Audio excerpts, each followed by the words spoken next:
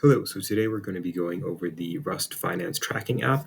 So as you can see, this is the UI fully built in Rust and Druid of the front end, and there's a back end also in Rust, and then a database in Postgres.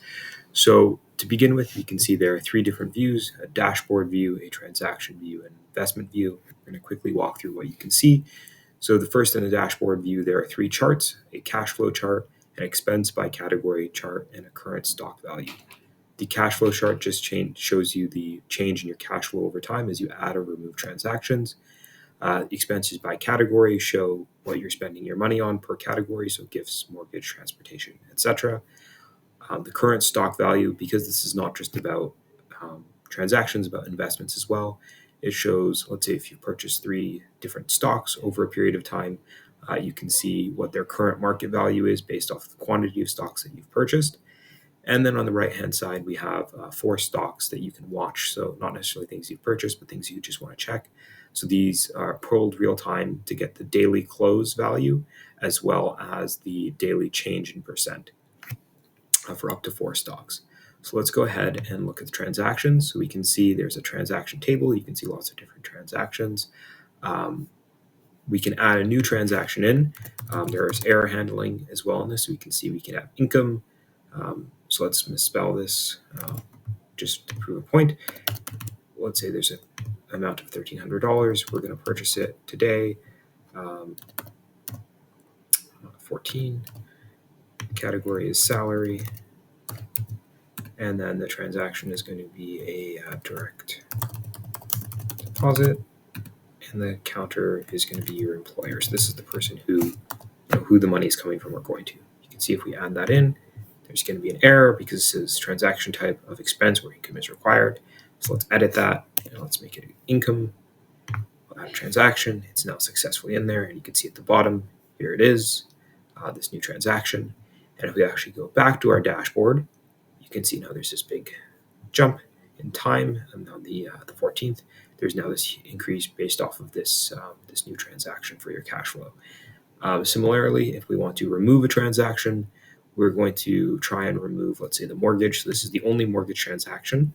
So if we remove it, you just got to remove it by the ID. So it's ID 14. You can remove it. It successfully goes away. If you go back to your dashboard, you can see that it's actually no longer here on the bottom as well. So there's no longer that category because it was the only one in that category. And of course, there's error handling for that as well. Now we can move on to investments. Very similar view. In this case, there are two types of investments: stock investments. So those are things that, purchasing stock, which is what we saw on the dashboard.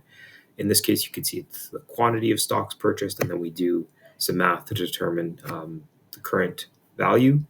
And on the right-hand side, we have a different type of investment, which are things that have like a investment value and a maturity value. So there's a time frame. So things like GICs, RRSP contributions, etc. And we can see similarly. So let's say we want to buy a new stock, like Microsoft. We want to buy 30 of them, and we're going to buy it today. And we're going to add that stock. And if we go back to this view, we can see that Microsoft has been added in. And then, similarly, you can remove in the same type of way.